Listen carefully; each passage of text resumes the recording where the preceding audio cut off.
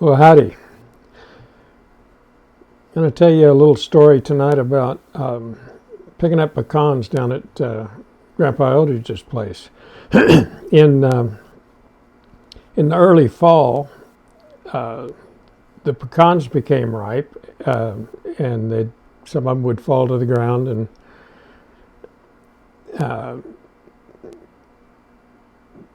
when it was that time of year to do that, the grandpa would call all the kids and grandkids and stuff down to the farm, and we would harvest those pecans. And the way we did that was all the uncles would take these big long bamboo poles, like a bamboo fishing pole, and they'd climb up in the tree, and they'd take that pole and shake it around the limbs of the trees and knock the pecans down onto the ground that had been covered with tarps so the pecans would be easier to find.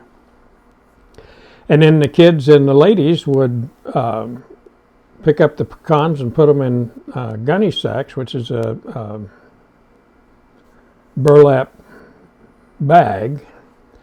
And when the gunny sack was full, Grandma would sew the top of it up and to hold the pecans in. So this one particular year, and I can't remember what year. I'm guessing 52 or 3, somewhere along in there. We were all down at Grandma and Grandpa's and for the harvest. And we knocked those pecans down, or the uncles did, and the girls and kids picked them up, or the aunties and kids picked them up, put them in the bag. Grandma sewed them up. Grandpa and uncles then picked up these bags, and each one probably weighed 100 pounds or so. They were pretty good sized gunny sacks, and put them on this horse-drawn wagon. And as I recall, there was only one horse on this particular wagon that Grandpa had. And I don't know if he owned that wagon or owned the horse. I don't remember them owning the horse. So the whole thing might have been borrowed.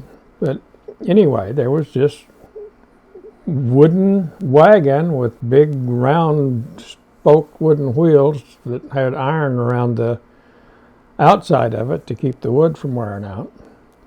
And they loaded that thing up. They stacked it pretty high with these gunny sacks full of pecans.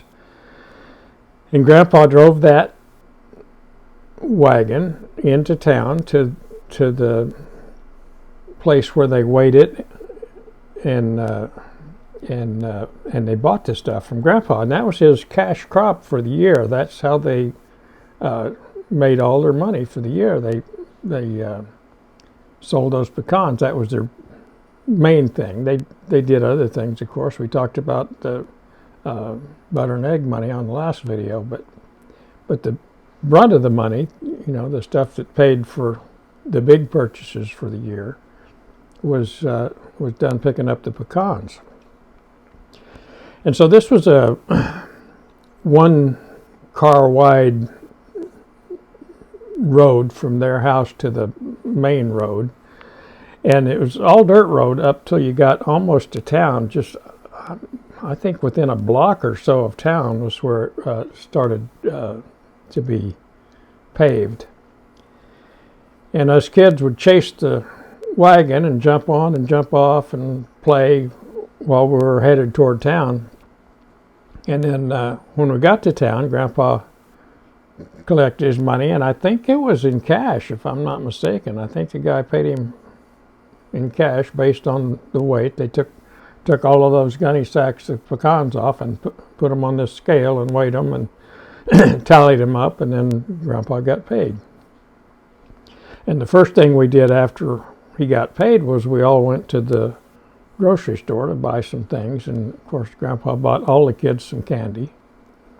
And then we went home and rode that wagon, that empty wagon, back home. And then that night, Grandpa and Grandma and all the aunts and uncles were, after supper, settled down, and all the kids were asleep or laying on pallets on the floor in the living room of their house, and all the adults were sitting around the kitchen table in the kitchen talking. And some of my fondest memories about that was all us kids, a bunch of cousins, and Karen, my sister, and of course Mike hadn't even been thought of yet, but we're all on pallets on the floor, and